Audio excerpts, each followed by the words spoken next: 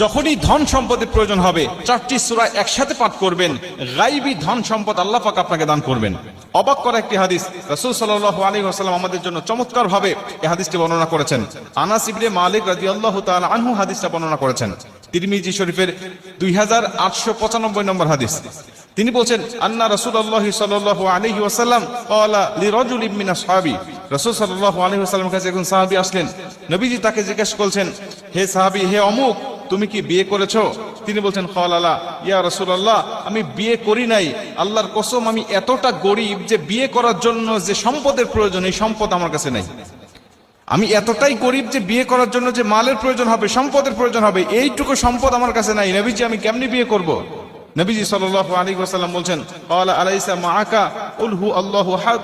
তুমি কি সূরা ইখলাস কুল হু আল্লাহু আহাদ আল্লাহুস সামাদ লাম ইয়ালিদ ওয়া লাম ইউলাদ ওয়া লাম ইয়াকুল লাহু কুফুয়ান আহাদ, এই সূরাটি পারো না? তিনি বলছেন, ক্বালা বালা ইয়া রাসূলুল্লাহ, আমি পারি তো এই সূরাটা।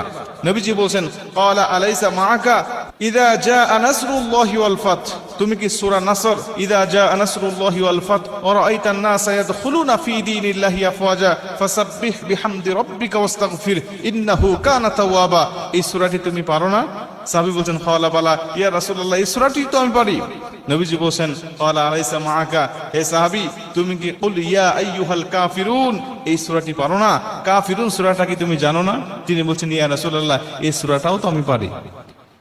মুসলমান ভাইরা আমার, নবীজি সাল্লাল্লাহু আলাইহি ওয়াসাল্লাম তাকে আবারও জিজ্ঞাসা করলেন, ক্বালা আলাইসা মাআকা ইযা যুলজিলাতিল আরদু জিলজালাহা, তুমি কি সূরা জিলজাল পারো না?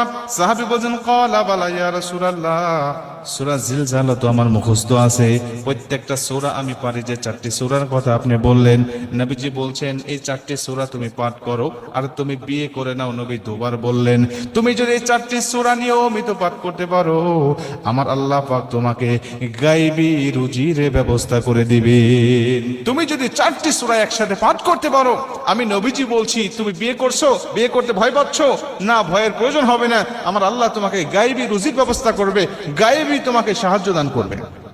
এই হাদিস থেকে প্রমাণ হয়, যদি আমরা এই চারটি সূরা সকাল বিকাল যখনই আমাদের মনে হবে, বা 5 ওয়াক্ত ফরজ নামাজের পরে যখনই আমাদের স্মরণ হবে, মনে হবে, তখন এই চারটি সূরা যদি আমরা পাঠ করতে পারি,